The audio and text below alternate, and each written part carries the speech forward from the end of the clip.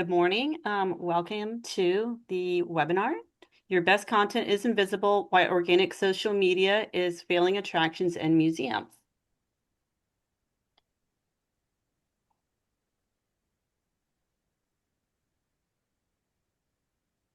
We'd like to thank our partners today, Florida Humanities, Florida Arts and Culture, and Visit Florida. I'd like to introduce our Executive Director, Melinda Horton, and my name is Laura Nimmers. I am the FAM Program Manager. Just a little bit of information on the webinar today. Closed captioning is available. It's CC on your control panel. I just want to let everybody know, if you didn't hear the question a few minutes ago, that this presentation is being recorded and it will be available for you later sometime after the program, maybe a couple of days. If you do have any questions, feel free to use the control panel. I will be monitoring that. And as I said before, please keep an eye on your email because I do appreciate your feedback on the webinar. And also, I like to know what kinds of webinars you might want to see in the future.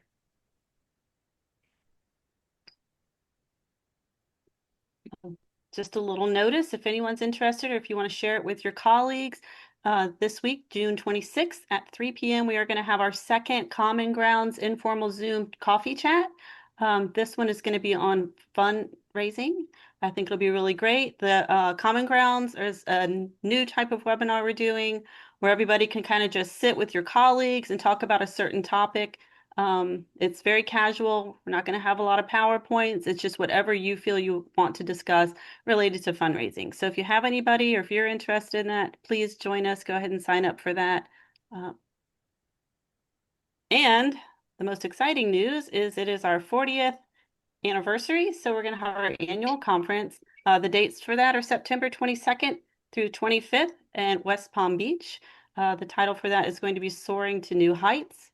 And that's going to be a whole lot of fun. Melinda and I are putting together a really good program for that. And I'm excited to introduce today our guest speaker, Kevin McNulty. He is the co-founder and president of NetWeave Social Networking, a digital marketing agency in Palmetto, Florida. He has been speaking and consulting on generative AI since the release of ChatGPT in 2022. He is also a professor of digital marketing at State College of Florida and has been a featured speaker at TEDx Bradenton. He has guest lectured at the University of South Florida, the Ringley School of Design, New College, and St. Leo's University, and is a frequent speaker for dozens of professional associations. Kevin sits on the board of directors of the Florida Festivals, Camp, Events Association, and Manatee Chamber of Commerce Technology Committee. Before co-founding NetWeave in 2009, he worked for over 20 years in corporate training and communications, served in the U.S. Army, and earned his degree in psychology from California State University, Fullerton. It's very impressive. So without further ado, I would like to introduce Kevin and have him start. Thanks, Kevin. All right. Well, thank you for having me. Thank you, everybody, for being here today. A couple of notes before we get started. First of all, I apologize in advance for coughing in anyone's ear. I'm getting over a cold, so please bear with me. And also, if you've ever been to any of my webinars or seen me speak at the conference, you know I'm not a wait for the end kind of guy when it comes to questions. So if you have questions about anything, go ahead and drop those in the chat and I'll try to address those as we can. Also, the deal I make with all my classes, I take questions forever. So my email address will be at the end of the presentation. And if you have a question on anything that we talked about today, please feel free to email me and I'm happy to help. So today we want to talk about why it's getting so hard to get and keep people's attention on social media, especially over the last couple of years, and some strategies to cope with that. Some of our old standby strategies and tactics that we used to use just don't work anymore.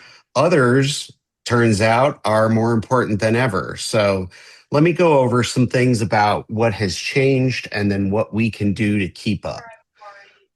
So, excuse me, you might have noticed recently that it's getting a lot harder to get people get and keep people's attention. So things you might notice, your reach is staying flat, even if your audience is growing. That's a very common problem. New posts peak fast, but then pretty much fall off a cliff. That happens as well. Great posts do fine, but don't travel. They don't get shared. They don't get exposed to new audience. You may also notice that links and promos underperform. We're going to talk about why that is. And excuse me. You may notice that engagement on a post looks different than it used to. Maybe you get more saves or more likes, but fewer comments. The character of that is changing as well. And excuse me, what changed, especially like I say, in the last couple of years, um, platforms have really pivoted to focus more on recommendations from non-followed accounts than they do content from followed accounts, which makes it harder for people to get your message because now for every post from someplace they follow, they're seeing a post from someplace they don't, and that's clogging up the feed. So the competition is just kind of muscling out some content. So that's a problem. But they're also changing the algorithm that they use to decide what to show you, to weight things heavier on watch time and attention. So you may find, whereas 5, 6 years ago, I would have told you the most effective Facebook post is 80 characters or less. Now we're finding longer posts do better because people spend more time reading them, and that watch time is weighted differently in the algorithm. So it feeds them more of that type of content. Um, and then you may also notice that the platforms are implementing stronger quality filters. They're trying to stop spam patterns, engagement bait, like share this if you agree, like it if you don't, things like that. They're trying to keep that out of the feed.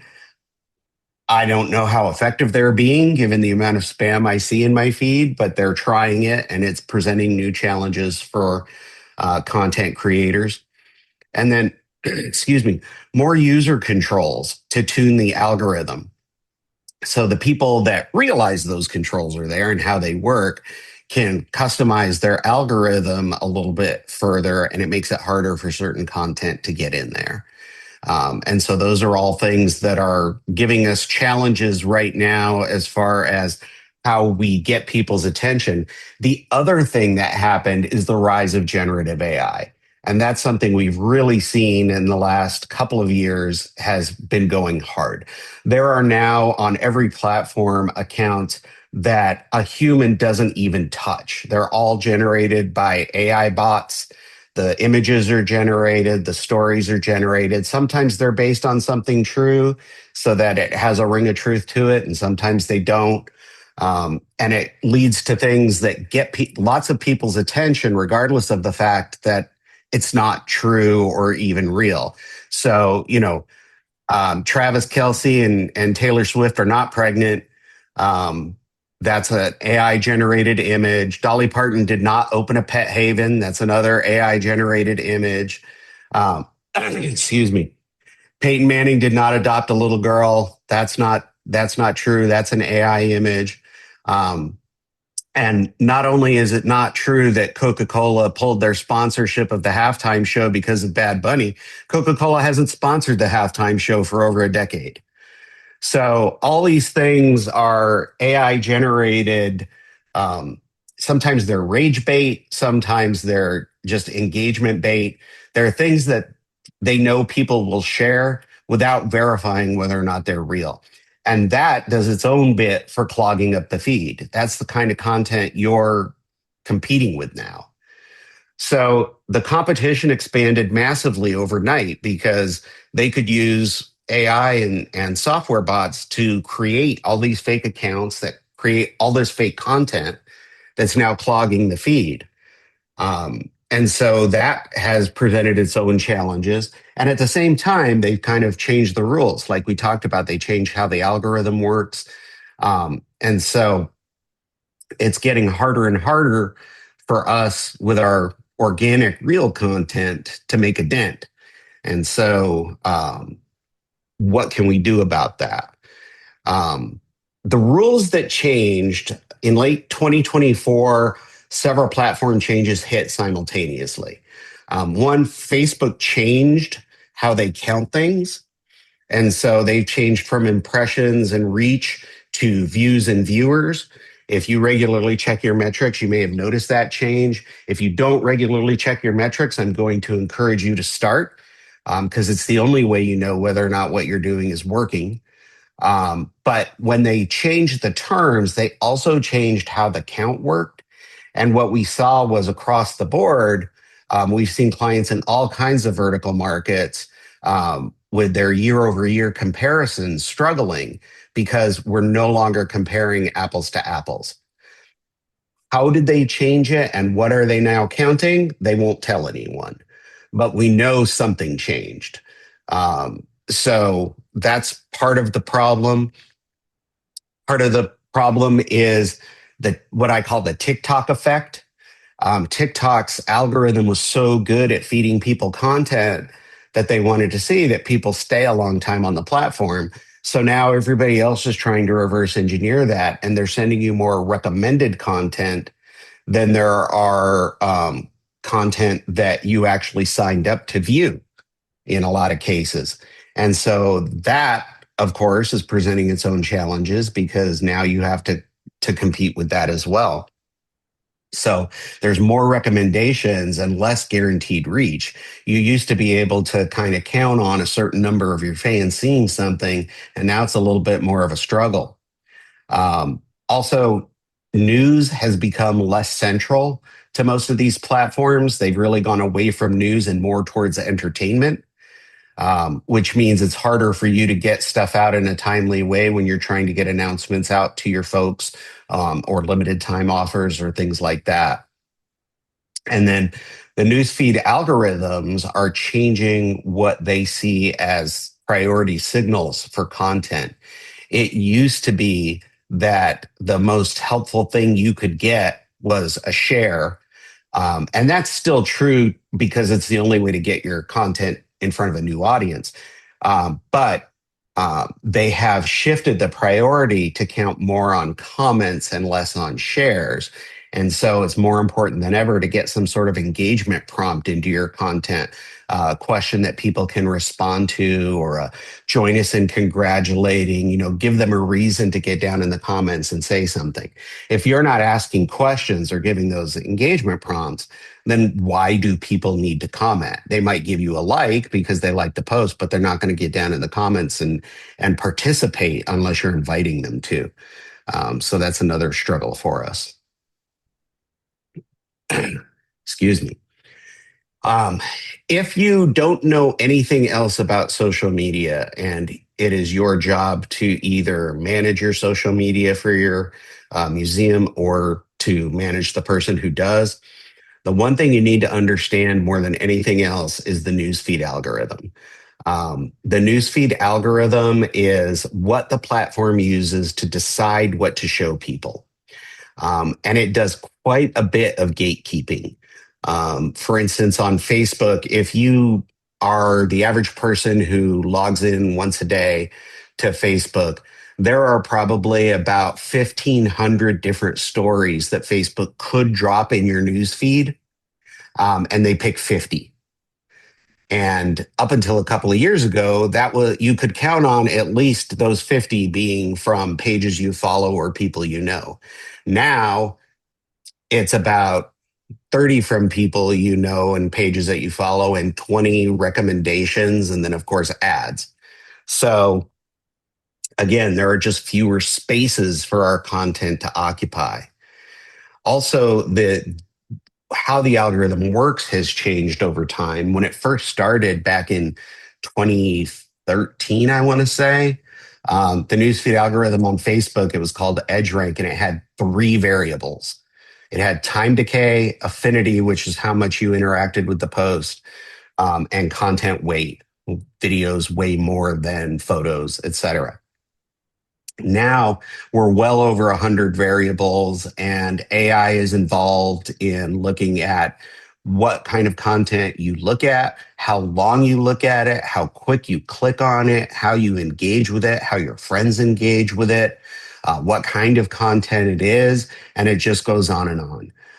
And now that AI is involved, there's machine learning sorting what content it can put in front of you that is the most like the content that you are most engaging with.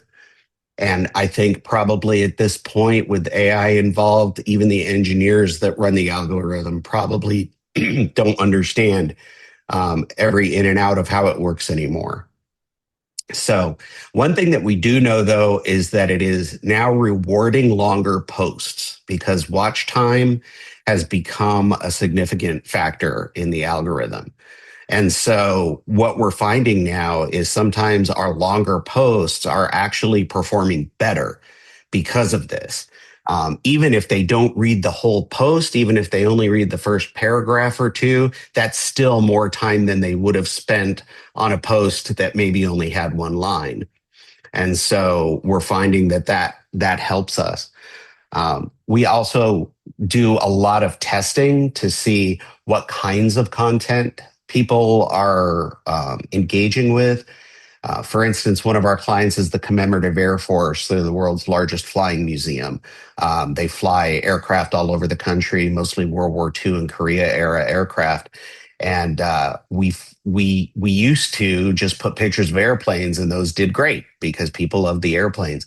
Now we're doing more stories about the people behind the planes, either the pilots or the designers or key figures in aviation. And we're finding that those stories are performing better now with the new newsfeed algorithm. So that's something you have to constantly be testing and trying and looking at your metrics so that you can focus on the content that your audience tells you that they want. When you look at what kinds of posts the algorithm favors, I will tell you, all things being equal, it prefers video. But I will also tell you that all things are never equal. So video may do very well for you, but your audience may respond differently to different kind of content. I can tell you on the Commemorative Air Force page, people prefer photos. Our videos don't perform nearly as well. They're super into the history, and historical photographs are the things that perform the best on that page. So it really comes down to knowing your audience and what they respond to. The algorithm does like video because video keeps people on the platform, and it would like to feed them lots of video, just like TikTok does. So you definitely want to produce a lot of video and carefully track how it performs. And like I said, all things being equal, video will weigh heavier in the algorithm than a photo will. A photo will weigh heavier than a text only post. And a post that is a link preview, you used to be able to just put a URL and it would pull up a preview of that website and give people an easy way to click on it. Those have been really cranked down in terms of effectiveness because Facebook or YouTube, whatever platform we're talking about here, they don't want people to leave the platform. So if there's a link that takes people off of the platform, they're going to automatically scale back the reach of that link and the effectiveness of it. So now more than ever, it's important to make sure your content is what I have referred to for years as an emu. And now I've added an S to that. So you have to make sure your content is emus. And I'll tell you what that stands for a little bit later. Well, I'll give you a sneak peek. It's education, entertainment, motivation, useful, and shareable. But we'll go into more detail on that in a second. So some of the old strategies we used to use just don't work as well as they used to. They were built for follower first distribution as opposed to content discovery. And we've kind of made a shift to discovery. That's those posts from pages that you don't necessarily follow. That's content discovery. And so now the signals for the algorithm on a piece of content are a little more complicated. Um, Posting volume used to be the primary lever. If you posted more, you got more engagement. That's not true anymore. You used to stuff hashtags into things to get your content discovered. And every major platform has come out and said themselves that you guys need to stop with the hashtags. Our AI algorithms are better at surfacing content than hashtags ever were. And hashtags just aren't really a valid strategy for getting your content discovered anymore, which came as a great relief to me because I hated stuffing hashtags into a post. So you can really stop with the hashtags for the purposes of content discovery. There are still legit reasons for having a hashtag, especially if you're trying to promote a hashtag for your museum. You want people to use a hashtag so you can discover content that people are posting about you, maybe get some user generated content for your feed. Um, so there and or if you have an event and you want everybody to post the hashtag from the event so you can organize that conversation, there's still reasons to have them.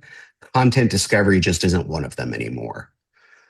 And they're also working hard to reduce engagement bait, like tag a friend or comment if you agree, share if you disagree, those kinds of things.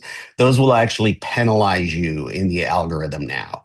And so you will find that your posts that have those things in it will not go as far anymore.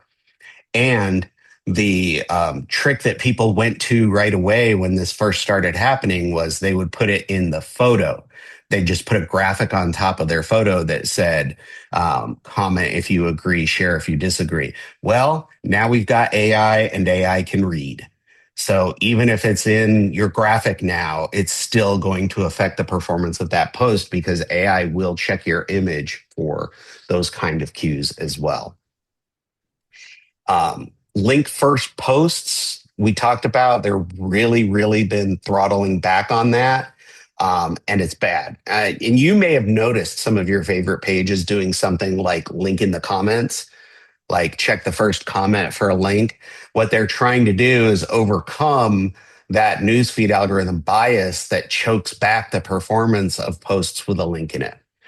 I will tell you, we've done research, and our research shows that if you put the post in the first comment, you will get more views on the post, but you will still get fewer clicks on the link, as opposed to doing a nice photo post or a nice video post and just having the URL buried in the caption.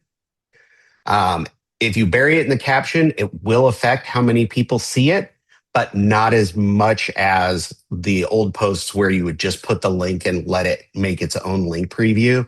You definitely don't want to do that anymore. So if you're trying to get people to visit a link, you want to do a photo or video post and put the link in the caption. If you put it in the first comment, like I said, more people will see your post, but you will get fewer clicks because people don't want to go to the comment or they just overlook it entirely. So if the point is to get clicks on the link, and it should be, or else why are you even putting it in there? Then go ahead and bite the bullet and get a little bit fewer views, but more clicks by putting it in the caption. So everything now is, set up to, people always ask me, how do we make viral content? If anybody knew that, that's all they'd be doing. Sometimes it's just a perfect storm, a confluence of right time, right place, caught a trend, tickled the right person's funny bone who shared it in the right place. There's no go viral button, but it's set up now more than ever for that kind of thing to just take off. So keep trying a lot of different things and really know your audience.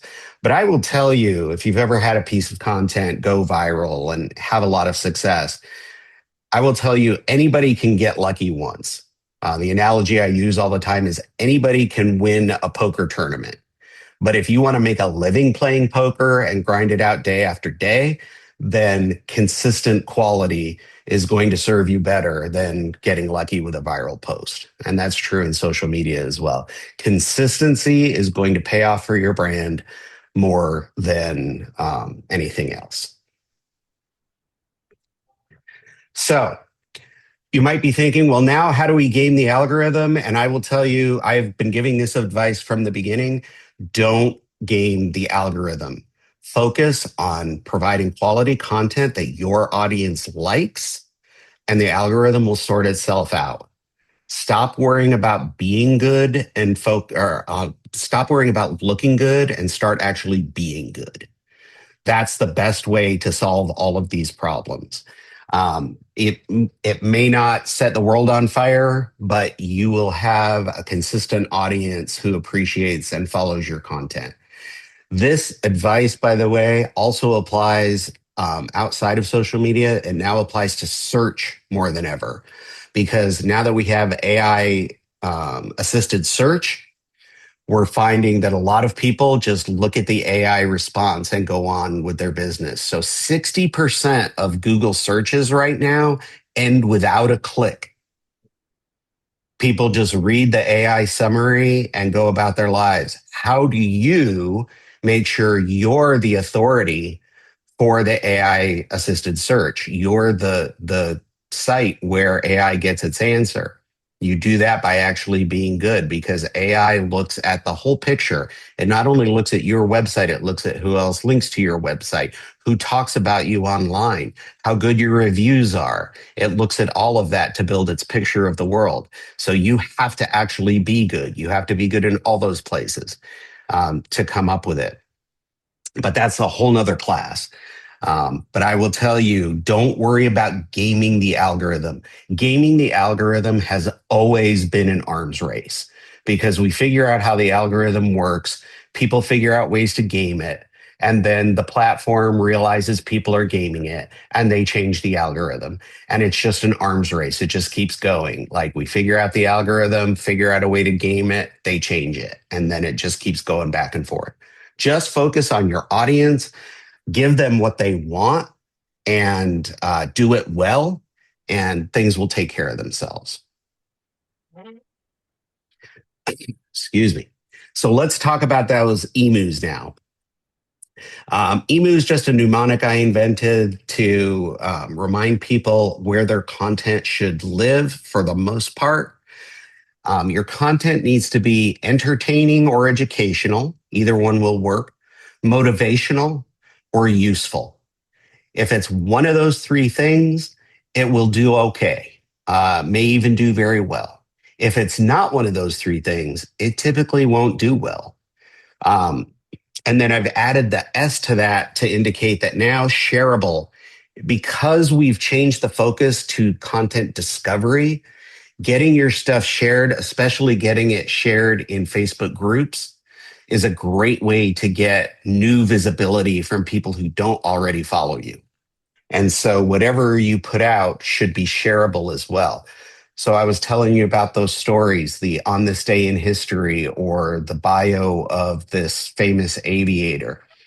Those are very shareable. So if we do something, there are all kinds of World War II groups out there. If we do something interesting that not a lot of people knew already, they're going to share that in all those World War II groups. And that's going to bring us a whole new set of audience.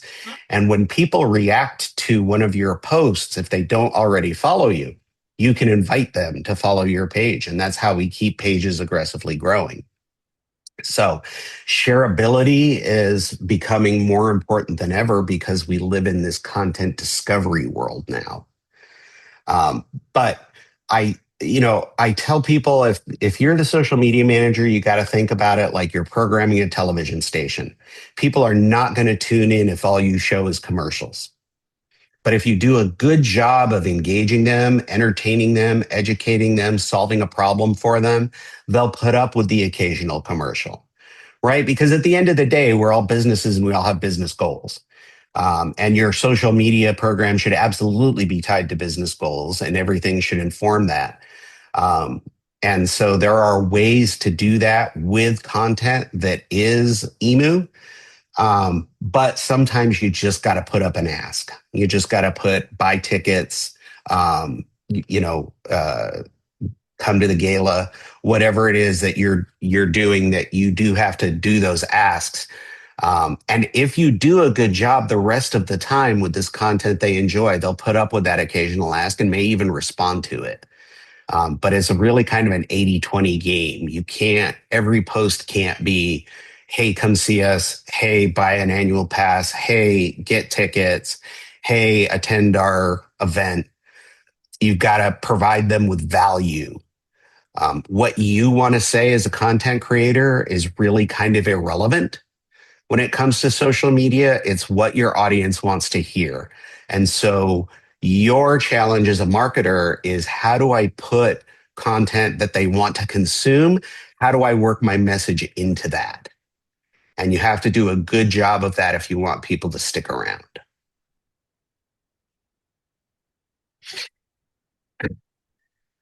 So look at what has worked for you. And this is key for looking at those metrics. I encourage everybody to look at their metrics at least once a week.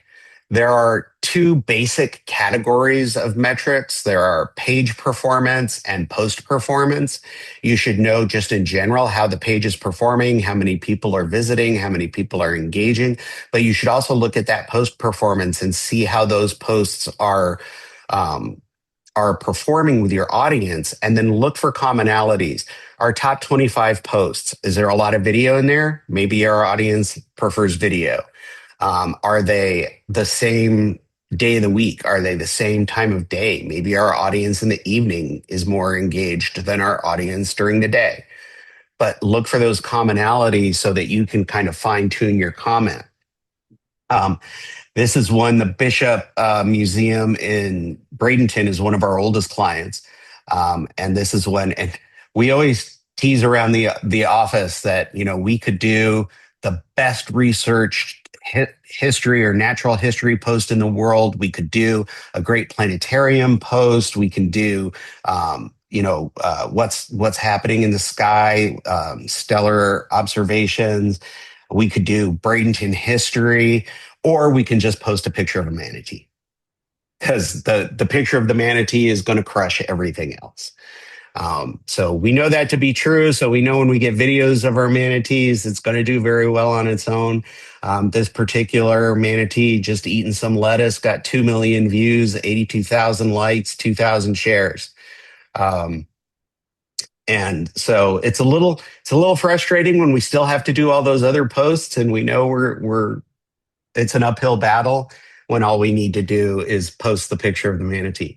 But knowing that that's automatically going to get people engaged, we can actually work content into kind of a 1-2 punch system, where if there's something we really need them to see on Tuesday, then on Monday we can do a Manatee Monday, get lots of people engaged. Those people, those 82,000 likes, those people are now 10 times more likely to see our post tomorrow because they engaged with us today. So if we can plan ahead and work out that rhythm to where, okay, we got a piece of content we need them to see, let's put it right behind a piece of content that we know they want to see, so that we kind of front load that engagement part of the algorithm. So look at what has performed well in the past for you and try doing more of that. Test things. If you think it's just a video of a manatee, do another video of a manatee, see if it blows up as well. If it's the time of day, then post other kinds of content in that time of day and see if that does it. But if you're not checking those metrics, then you're never going to know what the audience is resonating with.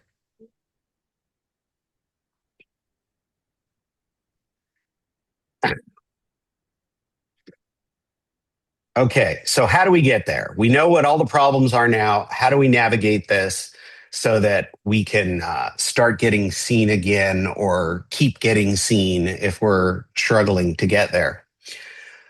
The first part of your social media strategy has nothing to do with social media. And that's be someone people want to say good things about. If you can't check that box, you're going to have a hard time on social media. So you want to be known as the place that people love to go to. They know you care about customer service. You have fun, engaging stuff. They love to share your content, right? That's going to be the first thing you want to do. If you're afraid to go on social media because you're afraid of what people will say about you, you might have bigger problems than whether or not you're doing social media right. So be the kind of organization people want to say good things about. And then know your audience. When we onboard a new client, the first thing we start with is who are we trying to talk to and what are we trying to get them to do? You need to start there because who you're talking to determines not only how you do content, but where you do content. If you're exclusively folks 50 and over are your primary demographic, you probably don't need an Instagram, right? You're good on Facebook. If you want to talk to younger folks, then you have to have a different mix of platforms. So know your audience not only informs what content you post, but where and when as well. For instance, I'll tell you, usually in the middle of the morning is a bad time to post for most pages. People tend to check their social media around lunchtime, around dinner time, and after kids go to bed. So those are generally the times you want to post. But we know on Commemorative Air Force that we have a lot of retirees. We have a lot of 50 and over. We have a lot of 50 and over men, actually, is the vast majority of our audience. And because they're retired, they're checking social media in the morning. You know, they'll get up, they'll make their breakfast, and they'll go through their phone or their laptop and check it then. And so a lot of times our early morning posts are the ones that do the best. So know your audience. Set business goals. If your social media program is not tied to business goals, how on earth do you expect to justify your program to your boss or your board? If you can't tell them what your social media program is doing for the museum, how do you expect them to support it? So you want to make sure everything's tied to your goals. Okay. Whether that goal is more online conversation because brand awareness is your goal, whether you want to drive traffic to your website, maybe that's your goal. Whatever it is, it needs to be part of the content strategy. You need to know how to drive people in that direction. Then you can worry about crafting your message. Then you can worry about, okay, what are our big items on the calendar that we need to work backward from? You know, we might have a gala, and a couple months before that, we want to start talking about it. We can kind of plan our content calendar around those major set pieces. And then we can worry about kind of not necessarily filler content, but our more evergreen content, the stories we can tell all year long. You can start crafting how you're going to speak. You may have a completely different post, even though you may have the same piece of visual or video content. You may craft the text completely differently on Facebook than you do on Instagram because you have two different audiences that have two different cultures and you want to match where they are. Then the part where most people fall down is measuring. You have to check those metrics to know whether or not you're making the needle move. You have your goals. Are we achieving those goals? Is our social media performance supporting those goals? You have to measure that constantly and make adjustments. Your audience changes as time goes by. And so the things that they're interested in can change.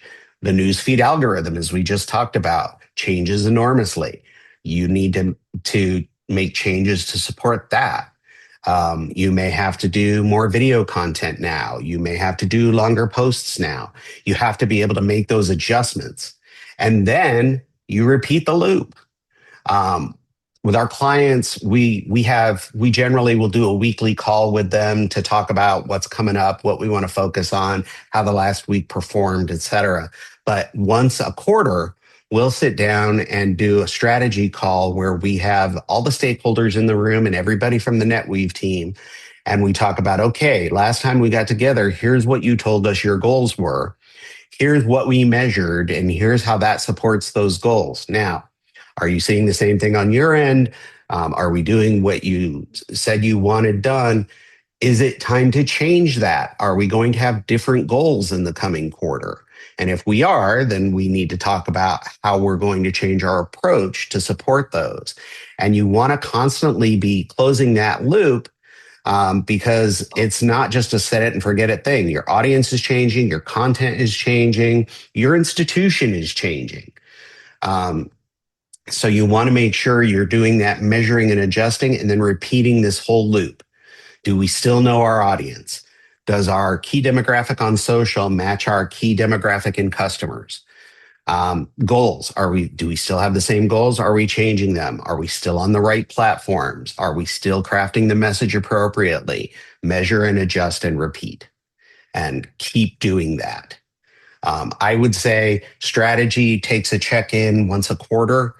Tactics are a constant check-in. At least once a week, you should be checking that post-performance and testing things.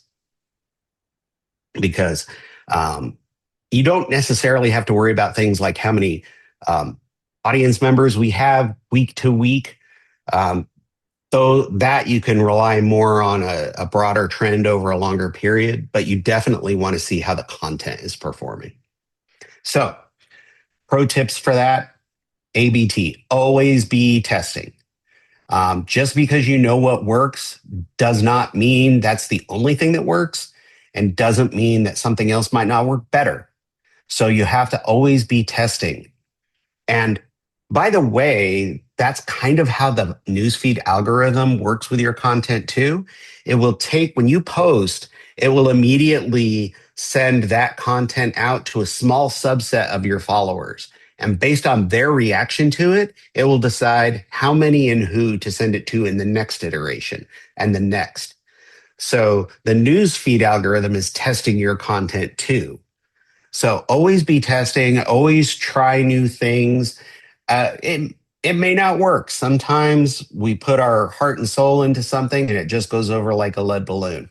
And sometimes we think we're phoning it in and it winds up blowing up and being our best post of the month. Sometimes people are just like that. So, but never stop trying. You still want to have your set pieces that you know work. You want to alternate that with your tests so that you keep that audience engaged. You don't want to just do nothing but testing for a week or two to where the audience starts dropping off because none of your tests have really tickled their fancy. But always be trying something new. Also, be a part of the community. If you have, excuse me, the Florida Association of Lighthouses, right? They're one of our clients. Lighthouse fans are a community. They see the world through a different lens than folks who are not into that. Be part of that community. Use jargon you know they know, right? Don't leave the novices in the dust, but let them know that you're part of that community. Belong to the Facebook groups that exist for those communities and participate in them. And when I say participate in them, don't just post your content in their group. Actually participate. Make comments that are appropriate to the conversations that are happening. If some of your content is pertinent to the audience, you can share it with them. But don't be that person that hops into the comments just to share links back to your page all the time, right? Be a part of that community. Also remember that compelling visuals are what stops people from scrolling. People can think about how you consume social media.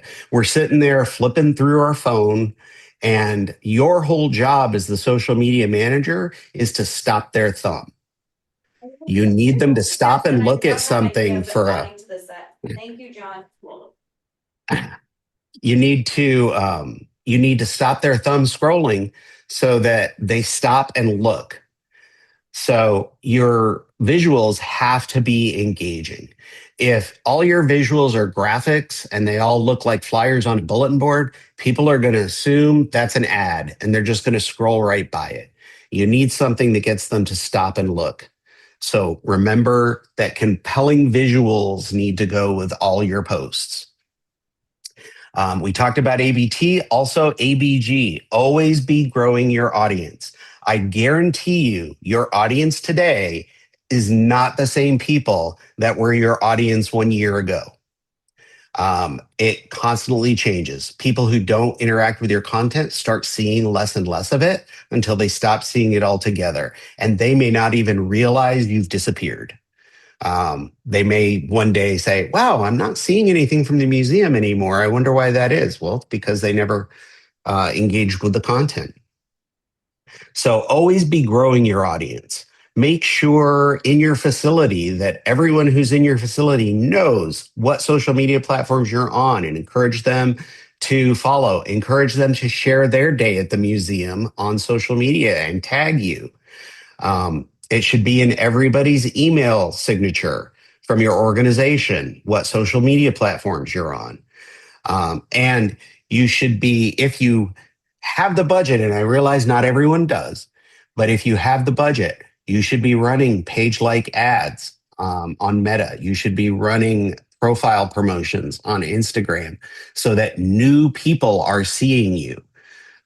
Advertising works because they have constructed the system to make sure that it does.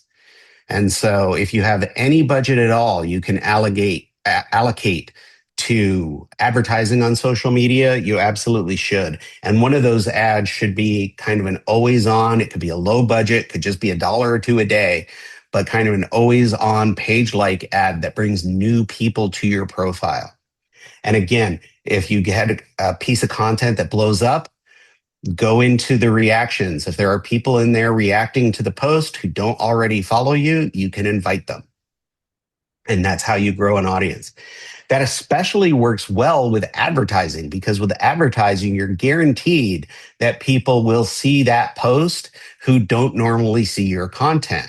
And so if they engage with it at all, you can invite those people to like the page too, even if they didn't like it based on the ad.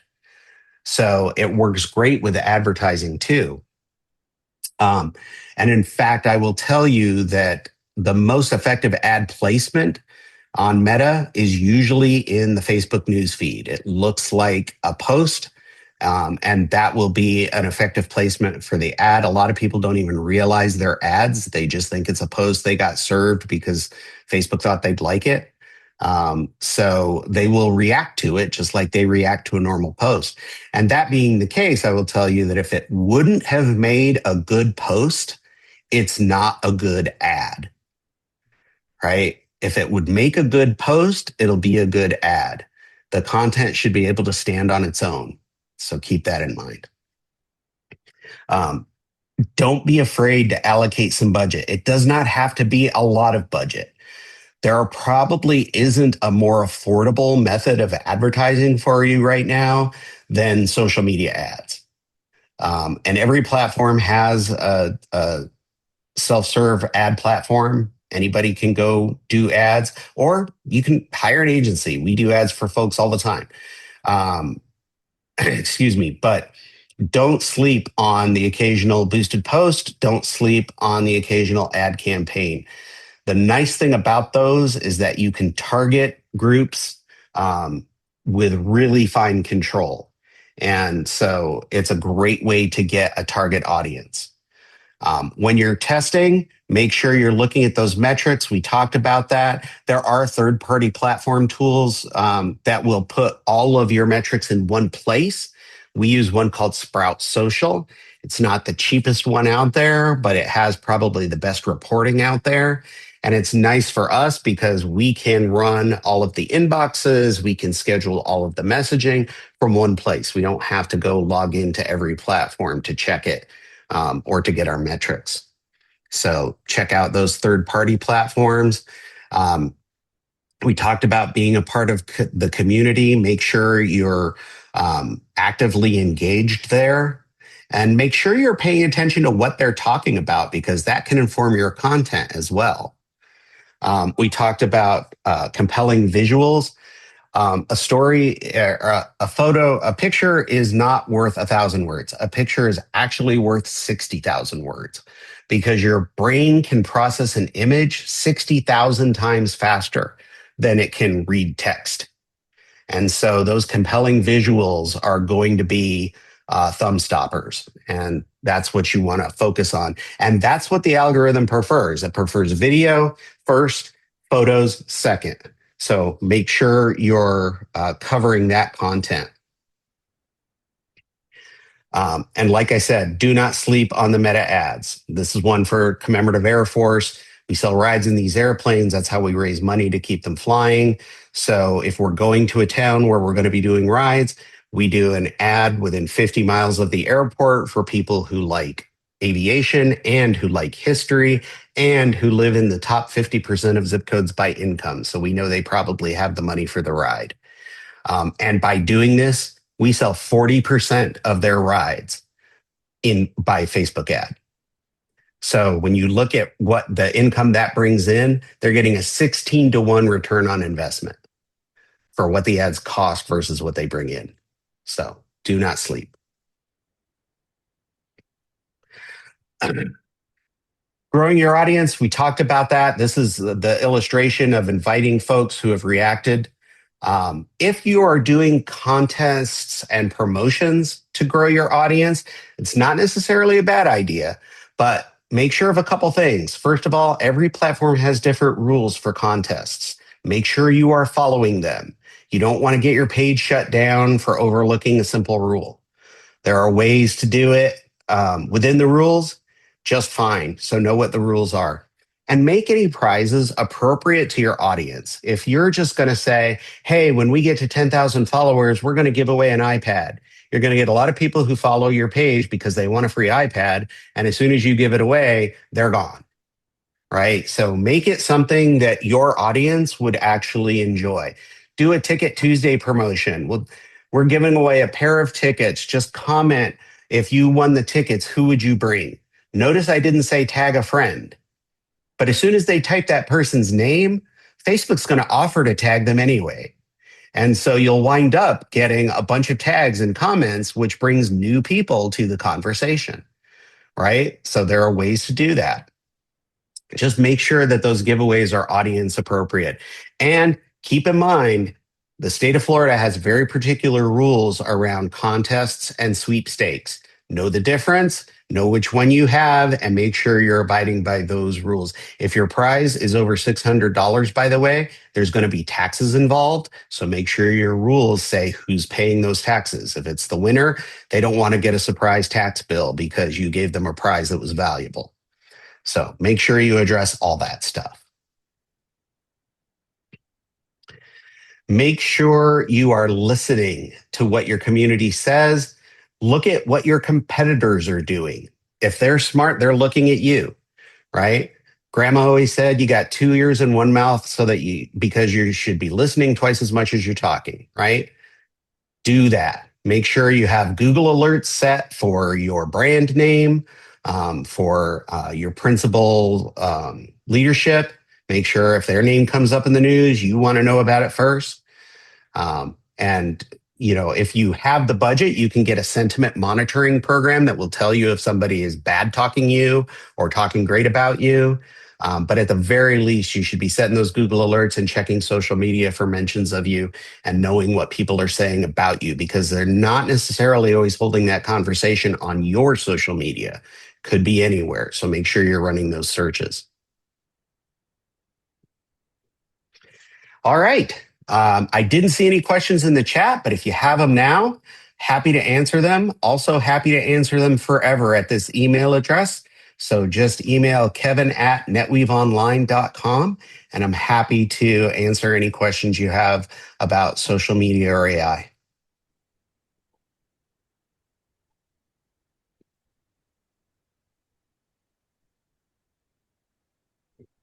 Kevin, I have sort of a general question that you might not know the answer at, but it could be an interesting conversation. Sure. because I'm old, I do use some social media, but I found myself not using it as much, mostly Hmm. because I do get frustrated with getting all the content that I don't want and all the false Right. information that's popping up. What do you Yep. think the future is of social media? Do you think people are just going to start to get frustrated with all those things, or do you think it's going to evolve? Well, I think there will be people who walk away from social media, but I don't think it will be nearly the amount of people that we might hope. I mean, it's my industry, right? Yeah. But I am all for taking a break from it. People need to. You can't just live in a constant rage spiral. So I'm all for taking breaks. But most people, I mean, when I point out to somebody that the story that they're sharing is AI generated or the photo is not a real photo, that it was made up, their response is almost always, I don't care. It's a cute picture. The Hmm. fact that you don't care that it's not real tells me everything I need to know about whether or not people are going to stay on social Right. media. It's going to be harder for us to get and keep people's attention with genuine content that they like. It's not impossible. I can show you year over year figures. Most of our clients are up year over year, even given all of these challenges. But it's all about knowing the audience and giving them what they want. Somebody asked in the chat how to grab the attention of a Gen Z or Gen Alpha. That really requires community. What we're seeing, first of all, I hesitate to brush all of a generation with the same paintbrush. That simply doesn't work. There's nothing that's true for every person in a generation. So, with that caveat, though, I will tell you that they tend towards more interaction than consumption. So, they're in places like Discord or Reddit, where there's more authentic communication happening between like minded people. And so it may require a different mix if that's the audience you're going for. If you're not already on Reddit, if you don't have your own subreddit or you don't participate in that community, that might be something you need to do if you're starting to talk to that audience. Why doesn't a platform require content to be labeled AI generated? Some of them do. You will notice on Facebook now that under at the top of the photo, a lot of times it will say AI info. They're testing an automatic detector. The problem is that a lot of times the detector doesn't work. So the way they train an AI network is really fascinating. They call it setting up an adversarial network. They have a generator that makes content and they have a discriminator that predicts whether or not that was AI generated. And if the discriminator correctly guesses, then the generator has to update its model. If the discriminator gets it wrong, it has to update its model. But when you set two computers like that at the speed they can work, it quickly escalates and the generator becomes so good that the discriminator can no longer tell the difference. And the other side of that is that it turns out it's harder to prove something is real than to prove whether or not it's fake. So a lot of people who do some very good photography are now being accused of using AI and they can't prove they're not. So it's a very interesting time we live in. We may somehow agree someday on some kind of meta information we can put into a picture that will be a digital thumbprint. But right now, it's a problem we're still trying to solve. All right. Well, Yeah. thank you all very much for having me. I really enjoyed this. I hope you did too. You'll get the slides. And again, if you have any questions, please let me know. I'm always happy to answer. Thanks, everybody. Special thanks to Kevin, too. We really appreciate you doing this webinar with us today. Have a good All day, right. everyone. Thanks so much, Kevin. You're awesome. Thank you. Take care, everyone. Have a great week.